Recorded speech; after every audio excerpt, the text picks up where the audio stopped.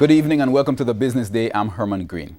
NCB says it will not implement the recently announced increased fees for foreign drafts and new charges to be applied to electronic transactions. The fees and charges were scheduled to take effect on May 1. This follows criticisms from Member of Parliament for St. Catharines Southern Fitzjackson. Mr. Jackson argued that the announced increases reinforces the point that the provisions of the Banking Services Act and the Code of Conduct promulgated by the Bank of Jamaica do not offer protection to bank customers. In a statement today, NCB said the foreign draft fee increase was a result of a 100% hike in the fee the U.S. correspondent bank charges it to process transactions. NCB added that the other fees were largely focused on non-personal accounts and only triggered in instances where transactions were initiated by customers, processed by the bank, but later cancelled or reversed by the customer after realizing an error had been made.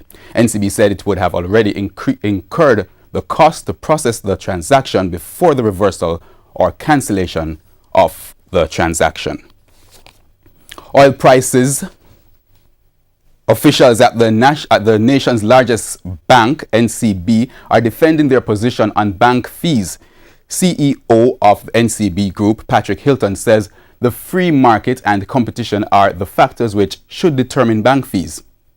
Now, Mr. Hilton says it costs a lot of money to provide banking services, pointing to staffing, IT, and cybersecurity costs the bank has to contend with.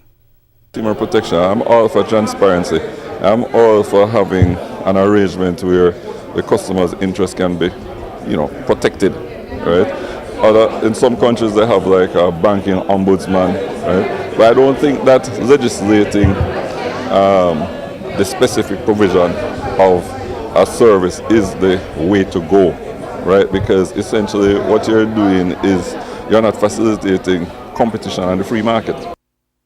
Meanwhile, NCB Chairman Michael Lee Chin suggested ways consumers can get around bank fees. Everybody complains about banking fees, but you know what? You can circumvent banking fees if you just went online, right? So that's the first thing, the first throughput that we're looking to get more of, online services. Now, the whole design here has been, the architecture has been designed again to facilitate throughput, because we don't want people to be in the bank, although it has become a cultural thing, because people come here and they chat to their friends. It's not a forum, but we don't want that.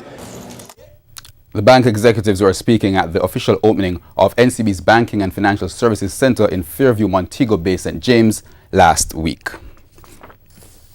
Oil prices settled higher today, tallying their largest single-session dollar and percentage gain in nearly 3 weeks. It follows a reported drop in crude stocks at the U.S. storage hub in Cushing, Oklahoma. On the New York Mercantile Exchange, April West Texas Intermediate crude rose $1.32 to settle at $62.57 a barrel. In foreign exchange trading today, the U.S. dollar sold for $128.47. The Canadian dollar closed at $98.06, while the pound ended at $177.38. 1 euro traded at $156.69. In today's trading session, the JSE index advanced by 1,940 points to close at over 291,000 points. The junior market index advanced by 17 points to close at 2,863. The leading stocks making gains included Siboney Group, Sterling Investments, Kingston Properties, Caribbean Producers, Honeybun, and Lasco Manufacturing. The losers were led by Jetcon Corporation, AMG Packaging and Paper, Dolphin Cove, Stationery and Office Supplies, Blue Power Group, and Pulse Investments. And that wraps up the Business Day. I'm Herman Green. Good evening.